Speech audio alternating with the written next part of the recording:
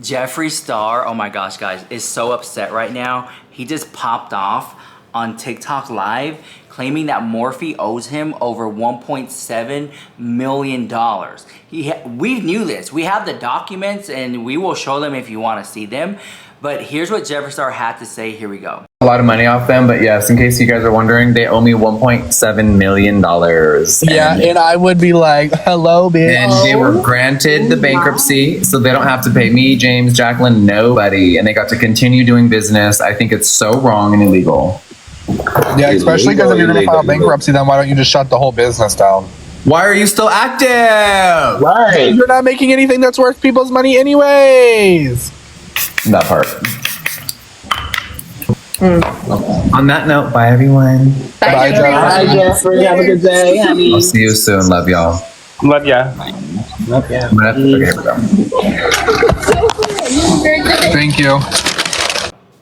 So then I went on TikTok Live to ask you guys what you guys thought about it, and here's what you guys had to say. Okay, guys, so what do y'all think about Jeffree Star being owed over $1 million from Morphe Cosmetics? Anyone want to chime in? I think it's illegal, and I think he's right. And if you file for bankruptcy and you owe people prior to your bankruptcy, they should be paid. And if you file for bankruptcy, your business should be absolutely done. You should not be able to produce anything. You should just be dusted. Or if you're allowed to continue selling, make payments. Exactly. Because if you owe the government, they don't care if you get a bankruptcy. You still are liable to repay that debt. So if you're so mad prior to a bankruptcy, why not still pay the people that you owe prior to that? So you file in bankruptcy. Well, think about it, Patricia. They sever ties with Jeffree over whatever, right? And then they don't have to pay him? Yeah, no, that's not right. It's not right. I would be so mad. Almost $2 million. That's not chump change. No, it's not. That's not cheap for her. I had heard of her that they didn't pay their bills, but I have never heard Jeffree talk on it. Yeah, exactly. He never spoke on it. In fact, like I said, I think it's weird that Morphe continues to make products and do campaigns and throw influencer parties and things of that nature and not pay these people. Jeffree hasn't changed. For everyone that says that Jeffree hasn't changed, she could have spilled this tea around the time that they severed ties with him.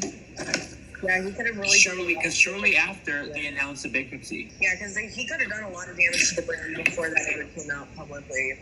And he kept it professional and quiet. I just don't understand how they're allowed to continue making money when $1.7 million. I don't know if I'd be quiet. No, I wouldn't either. Wow, that's a lot. $1.7 million. I think I'd be a little.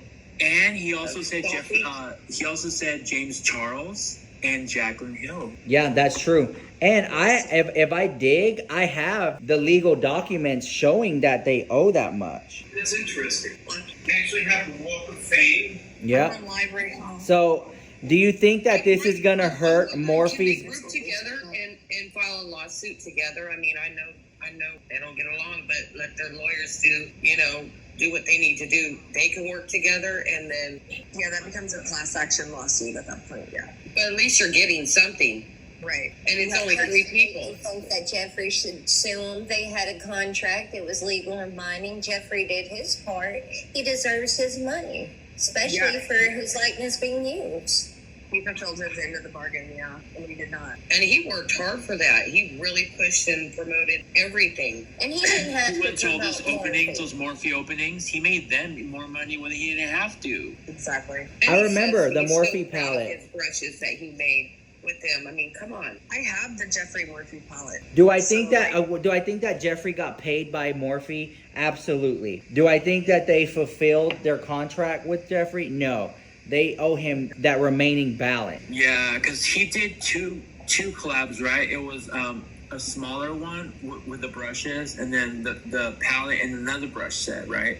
Something like that. I remember I remember he did a Morphe Jeffree makeup palette, and then it was the Jeffree Star pink brushes with the pink beauty sponge and the setting spray.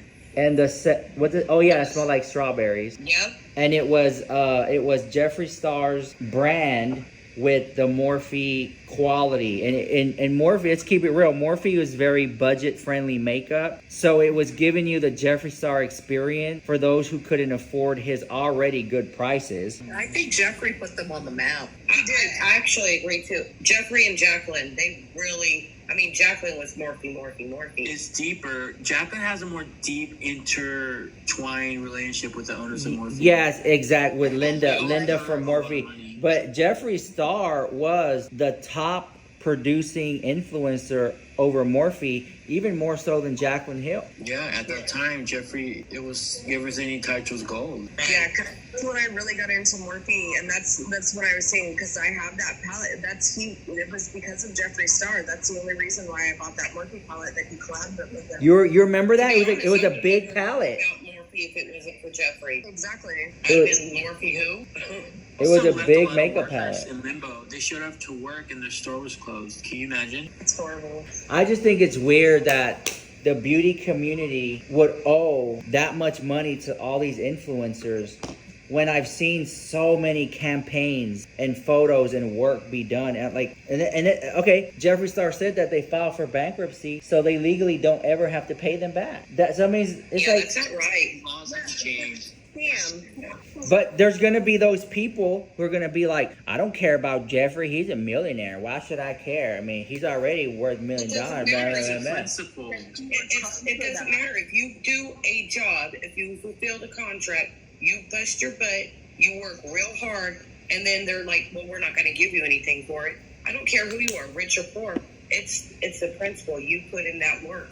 Hey, he put in that work. He went from nothing to being a millionaire, and he put in that sweat equity. Like, he deserves to be rewarded for that. This is just bad business practice. If you own a business and you're supposed to pay somebody, you pay them. I'll never buy anything from Just do Morphe. the work. Jeffree put his whole reputation on the line by collabing with Morphe and saying, hey, this company, invest in them. And he did that for Morphe, and they backstabbed him. That's true. That's very true. Yep. Yes, ma'am. He basically put them on the map and they spit on his face, you know? I didn't know who Morphe was until him and Jacqueline. Right. I didn't either. Why did they fail? They spent too much money. I know why they failed. Morphe failed because they grew too fast. They wanted to be that in between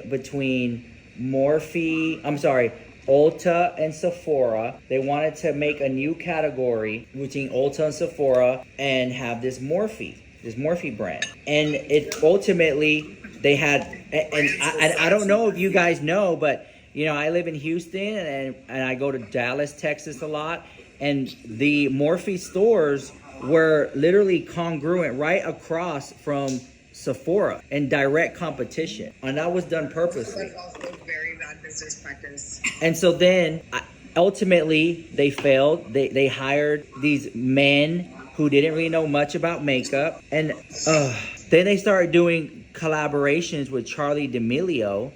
That's not a makeup girl. They're not just because they're popular on TikTok doesn't mean they're gonna sell, and that's gonna transition into makeup sales. Wasn't that Morphe 2 or something like that? More, they did the Morphe 2 as another thing.